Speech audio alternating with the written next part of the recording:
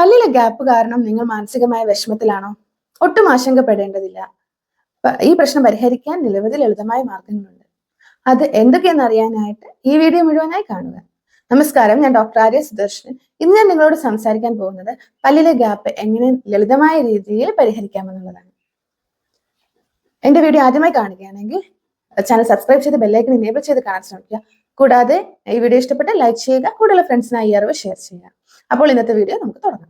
പല്ലിലെ വിടവ്, അതായത് ഡയസ്റ്റീമ, സൗന്ദര്യപരമായും മാനസികപരമായും പല പ്രശ്നങ്ങളും ഉണ്ടാക്കിയേക്കാം. എന്നാൽ ഇതിന് എന്തൊക്കെയാണ് കാരണങ്ങളെന്ന് നമുക്ക് ആദ്യം പരിശോധിക്കാം. പല കാരണങ്ങളുണ്ട്. ഒന്നാമത്തത് പാരമ്പര്യം, അതായത് പാരന്റ്സിനോ ക്ലോസ് റിലേറ്റീവ്സിനോ പല്ലിനിടയിൽ ഗ്യാപ്പ് ഉണ്ടെങ്കിൽ അത് നിങ്ങൾക്കും വരാം. രണ്ട്, സൈസ് ഡിസ്ക്രിപ്പൻസി. പല്ലിന്റെ സൈസ് താടിയലിനെ അപേക്ഷിച്ച് ചെറുതാണെങ്കിലും പല്ലിനിടയിൽ ഗ്യാപ്പ് വരാം. അബ്നോർമൽ ഫ്രീനം, ചുണ്ടിൽ ഒരു കെട്ടുണ്ട്, അത് തിക്കാണെങ്കിൽ പല്ലുകളുടെ ഇടയിൽ ഗ്യാപ്പ് വരാം. അപ്പൊ ഇങ്ങനെയുള്ള സിറ്റുവേഷൻസിൽ പല്ലുകൾക്ക് ക്ലോസ് ചെയ്യാനുള്ള ഒരു ബുദ്ധിമുട്ടുണ്ടാവും, ആ ഒരു ഫ്രീനം തിക്കായത് കാരണം. അടുത്തത് ഹാബിറ്റ്സ്, തം സക്കിങ്, ടങ് ത്രസ്റ്റിംഗ് എന്നിങ്ങനെയുള്ള ഹാബിറ്റ്സ് ഉണ്ട്. അതായത് വിരൽ വായിൽ വെച്ച് ഇരിക്കുക, അതുപോലെ നാവ് കൊണ്ട് പല്ലിനെ തള്ളുക, അങ്ങനെയൊക്കെ വരുമ്പോൾ പല്ലുകളുടെ ഇടയിൽ ഗ്യാപ്പ്. ഈ സാഹചര്യത്തിൽ മുകളിലത്തെ പല്ലുകളിൽ പ്രഷർ വരികയും അത് മുന്നോട്ട് തള്ളി നീക്കുകയും അതിൻ്റെ ഇടയിൽ ഗ്യാപ്പ് വരികയുമാണ് ചെയ്യുന്നത്. ഇനി പല്ലുകളുടെ പ്രശ്നങ്ങൾ കൊണ്ട് ഗ്യാപ്പ് വരാം. അതായത് ഒന്ന്, മിസ്സിംഗ് ടീത്ത്, പല്ലുകൾ കറക്റ്റ് സമയത്ത് റീപ്ലേസ് ചെയ്തിട്ടില്ല എന്നുണ്ടെങ്കിൽ ഗ്യാപ്പ് വരാം. അല്ലാതെ ഡെവലപ്മെന്റ് സമയത്ത് തന്നെ ചിലപ്പോൾ പല്ല് മിസ്സിംഗ് ഉണ്ടാവും. അതായത് ലാറ്ററൽ ഇൻസൈസ്, ഫ്രണ്ടിലത്തെ രണ്ടാമത്തെ പല്ല് മിക്കവാറും മിസ്സിംഗ് ആയിരിക്കും. അല്ലെങ്കിൽ അത് ചെറിയ ഷേപ്പ് ആയിരിക്കും, അതിന് നമ്മൾ മൈക്രോഡോൺഷ്യ എന്ന് പറയാം. സൈസ് ചെറുതിനെ നമ്മൾ മൈക്രോഡോൺഷ്യ എന്ന് പറയാം. അല്ലെങ്കിൽ ഷേപ്പ് വ്യത്യാസം, പെഗ് ലാറ്ററൽ എന്ന് പറയാം. അപ്പൊ അങ്ങനെയൊക്കെ ഉള്ള കേസസിൽ പല്ലുകളുടെ ഇടയിൽ ഗ്യാപ്പ് വരാം. ഇതല്ലാതെ പെരിഡോണ്ടൽ പ്രോബ്ലംസ് ഉണ്ട്. അതായത് മോണരോഗം വന്നിട്ട് ബോൺ ലോസ് ഉണ്ടാവും, അങ്ങനെ പല്ല് ഷിഫ്റ്റ് ആയി അവിടെ ഗ്യാപ്പ് വരാം. അടുത്തത് എക്സ്ട്രാ ടീത്ത് അല്ലെങ്കിൽ സൂപ്പർ ന്യൂമറി ടീത്ത് എന്ന് പറയും. നമുക്ക് ഉള്ള പല്ലുകളിലേക്കാളും ഒരു എക്സ്ട്രാ അഡീഷണൽ ടീത്ത് വരികയാണെങ്കിൽ തൊട്ടടുത്തുള്ള പല്ലുകൾ പുറത്ത് വരാനായിട്ടുള്ള ഒരു തടസ്സം ഉണ്ടാവും. അങ്ങനെ ഉള്ളപ്പോഴും അവിടെ ഒരു ഗ്യാപ്പ് വരാം. അടുത്തത് ഓർത്തഡോണ്ടിക് റിലാപ്സ്. നമ്മുടെ പല്ല് കമ്പി ഇട്ടതിന് ശേഷം ഒരു ലിംഗ്വൽ ബോണ്ട് റീറ്റെയിനർ ഉണ്ട്, അത് ഇട്ടില്ല എന്നുണ്ടെങ്കിൽ പല്ല് വീണ്ടും തിരിച്ച് ആ ഒരു ഗ്യാപ്പ് തിരികെ വരാം, വീണ്ടും പഴയതുപോലെ ആകാനുള്ള സാധ്യത കൂടുതലാണ്. അതിന് റിലാപ്സ് എന്ന് പറയും. അപ്പോൾ ഓർത്തഡോണ്ടിക് റിലാപ്സ് ഉണ്ടായാലും അവിടെ ഗ്യാപ്പ് വരാം. അല്ലെങ്കിൽ മെഡിക്കൽ കണ്ടീഷൻസ് കൊണ്ടുവരാം. അതായത് എന്തെങ്കിലും സിസ്റ്റോ ട്യൂമേഴ്സോ അതോ എക്ടോഡെർമൽ ഡിസ്പ്ലേസിയ എന്ന് പറയുന്ന കണ്ടീഷൻസിലോ ഒക്കെ പല്ലുകളുടെ ഇടയിൽ ഗ്യാപ്പ് വരാം. ഇതൊക്കെയാണ് പ്രധാനപ്പെട്ട കാരണങ്ങൾ. എന്തൊക്കെയാണ് ഇതിനെ പ്രതിരോധിക്കാൻ ചെയ്യാൻ പറ്റുന്ന കാര്യങ്ങളെന്ന് നോക്കാം. ഒന്നാമത് ഓറൽ ഹൈജീൻ മെയിൻറ്റെയിൻ ചെയ്യുക എന്നുള്ളതാണ്. വായ എപ്പോഴും ശുചിയായി വെക്കുക. അതിനായി ദിവസേന 2 നേരം ഫ്ലൂറൈഡ് ടൂത്ത് പേസ്റ്റ് ഉപയോഗിച്ച് സോഫ്റ്റ് അല്ലെങ്കിൽ മീഡിയം ടൂത്ത് ബ്രഷ് ഉപയോഗിച്ച് ബ്രഷ് ചെയ്യുക എന്നുള്ളതാണ് ആദ്യത്തെ ഒരു കാര്യം.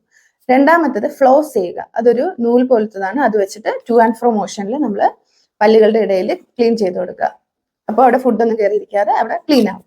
അതുപോലെ ബ്രഷ് ചെയ്യുമ്പോൾ 2 മിനിറ്റ് പൂർണ്ണമായി ചെയ്യാമെന്ന് ഉറപ്പുവരുത്തുക. അതിനായി ഇപ്പോൾ ഇലക്ട്രിക് ടൂത്ത് ബ്രഷസ് അവൈലബിൾ ആണ്. അടുത്തത് 6 മാസം കൂടുമ്പോൾ ഒരു റൂട്ടീൻ ഡെന്റൽ ചെക്കപ്പ് ചെയ്യുന്നത് നല്ലതാണ്. അതായത് മോണരോഗം നമുക്ക് നേരത്തെ കണ്ടുപിടിക്കാന്നുണ്ടെങ്കിൽ അതിനുള്ള ട്രീറ്റ്മെന്റ് ചെയ്യുമ്പോൾ തന്നെ ആ ഗ്യാപ്പ് ഉണ്ടാവാതെ നോക്കാവുന്നതേ ഉള്ളൂ. അതുപോലെ അഡ്രസ് ഡെവലപ്മെന്റൽ ഇഷ്യൂസ് ഏർലി. നമ്മൾ എന്തെങ്കിലും ഡെവലപ്മെന്റ് വഴി വരുന്ന ഇഷ്യൂസ് എന്തെങ്കിലും ഉണ്ടെങ്കിൽ അത് നമുക്ക് നേരത്തെ കണ്ടുപിടിക്കുന്നത് വളരെ നല്ലതാണ്. പീഡിയാട്രിക് ഡെന്റൽ കെയർ, അതായത് കുട്ടികൾ ഒരു വയസ്സിന് മുന്നേ, ഇപ്പോൾ 6 മുതൽ 8 മാസമൊക്കെ ആകുമ്പോൾ ആദ്യത്തെ പല്ല് പ്രത്യക്ഷപ്പെടും. ആ ഒരു സമയത്ത് തന്നെ ഡെന്റിസ്റ്റിനെ കാണിച്ചു തുടങ്ങുകയാണെങ്കിൽ ആ കുട്ടിക്ക് ഡെന്റിസ്റ്റുമായിട്ട് ഒരു റാപ്പോർട്ട് ഫീൽ ചെയ്യുക, അതായത് ഒരു കമ്മ്യൂണിക്കേഷൻ ഉണ്ടാവും, ഒരു ഫ്രണ്ടായിട്ട് കാണും.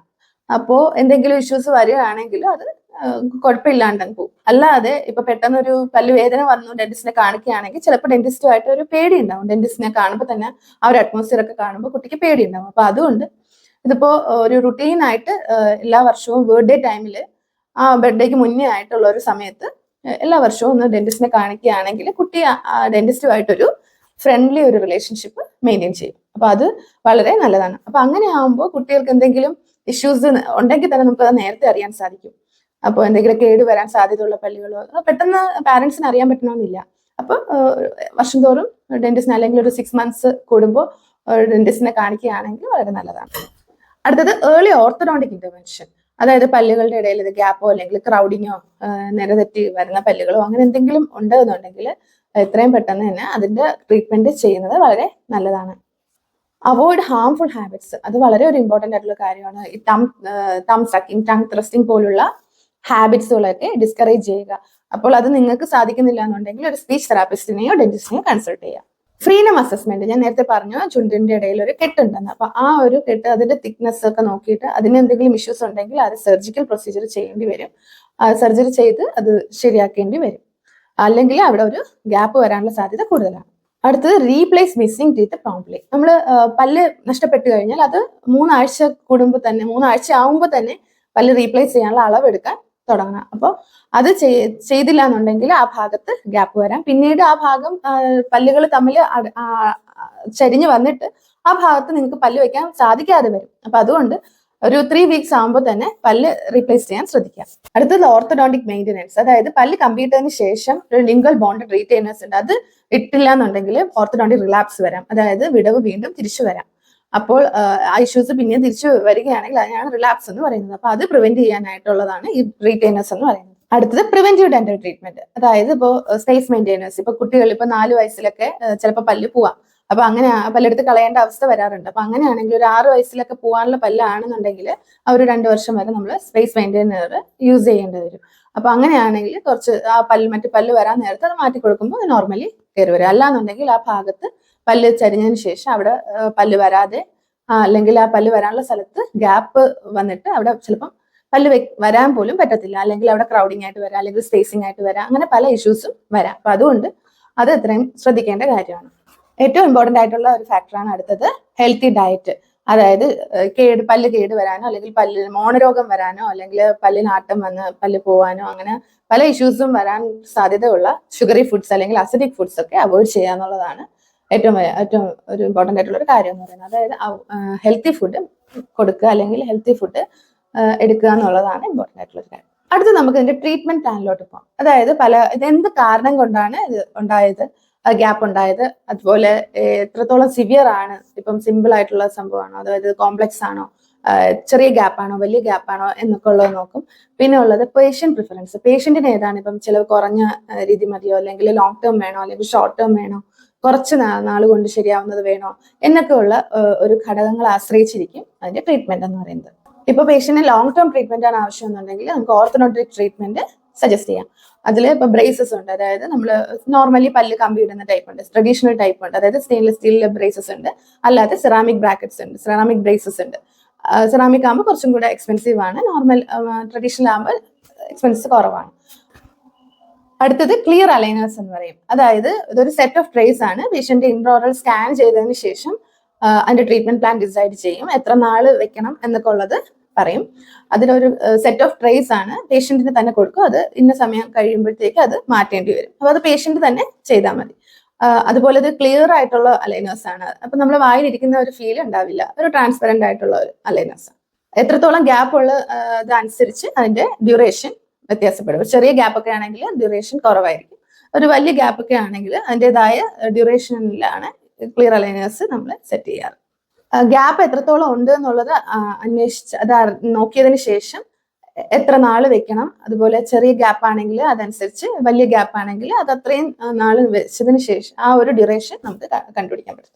അടുത്തത് ഡെന്റൽ ബോണ്ടിങ്, ഏറ്റവും ചീപ്പസ്റ്റ് ആയിട്ടുള്ള, അല്ലെങ്കിൽ ഏറ്റവും പേഷ്യന്റ് അതായത് ഏറ്റവും കുറഞ്ഞ സമയത്ത് ചെയ്യാൻ പറ്റുന്ന, ഒരു എമർജൻസി സമയത്തൊക്കെ ചെയ്യാൻ പറ്റുന്ന ഒരു ഇതാണ് ഡെന്റൽ ബോണ്ടിങ് എന്ന് പറയുന്നത്, കോമ്പോസിറ്റ് ബോണ്ടിങ് എന്ന് പറയും. അതായത് ഒരു കോമ്പോസിറ്റ് മെറ്റീരിയൽ ഉപയോഗിച്ച് നമ്മുടെ ഇപ്പൊ ചെറിയ ഗ്യാപ്പ് ഒക്കെ ആണെന്നുണ്ടെങ്കിൽ, അല്ലെങ്കിൽ ഇപ്പം ഗ്യാപ്പ് മാത്രമല്ല, പല്ല് പൊട്ടിപ്പോവുക, അതുപോലെ പല്ല് ബ്രേക്ക് ആവുമ്പോഴത്തേക്ക് നമുക്ക് ആ ഭാഗത്ത് കോമ്പോസിറ്റ് ബിൽഡപ്പ് ചെയ്ത് വെക്കാം. അപ്പൊ നമ്മുടെ പല്ലിന്റെ അതേ ഷെയ്ഡിലുള്ള കോമ്പോസിറ്റ് വെച്ച് നമുക്കത് ബിൽഡപ്പ് ചെയ്ത് എടുക്കാം.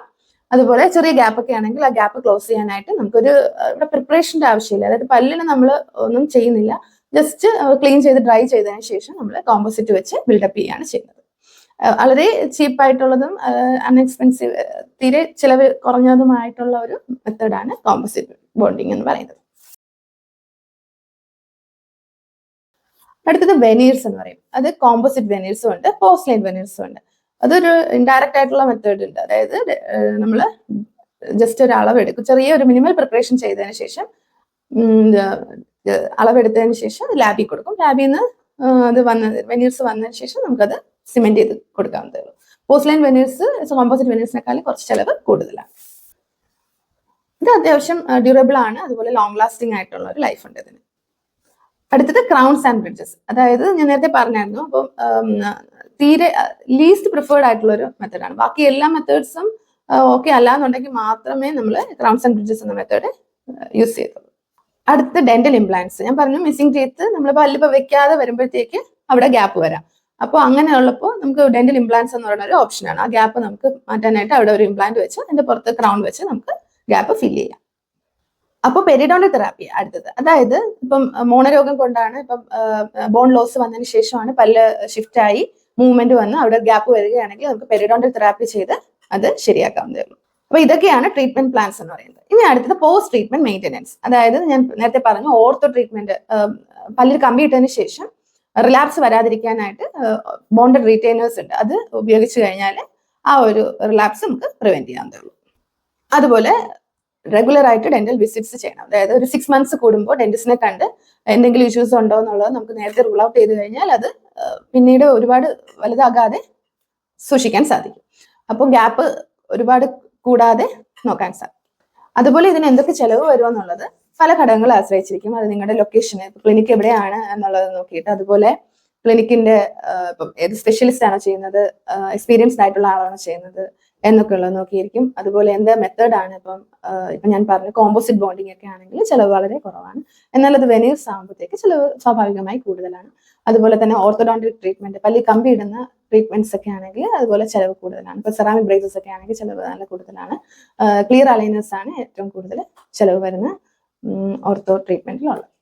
അപ്പൊ ചുരുക്കി പറഞ്ഞാൽ ഏറ്റവും ലേസ്റ്റ് ആയിട്ടുള്ള, അതായത് ഏറ്റവും നമുക്ക് പേഷ്യന്റ് പ്രിഫർ ചെയ്യുന്നതും അതുപോലെ എമർജൻസി ആയിട്ട് പെട്ടെന്ന് ചെയ്യാൻ പറ്റുന്നതും ഒരു വിസിറ്റിൽ തന്നെ ചെയ്യാൻ പറ്റുന്നതായിട്ടുള്ള ഒരു കാര്യമാണ് കോമ്പോസിറ്റ് ബോണ്ടിങ് എന്ന് പറയുന്നത്. അത് നമുക്ക് പല്ലുകളുടെ ഗ്യാപ്പ്, ചെറിയ ഗ്യാപ്പൊക്കെ ആണെങ്കിൽ സുഖമായിട്ട് നമുക്കത് ക്ലോസ് ചെയ്യാവുന്നതേ ഉള്ളൂ.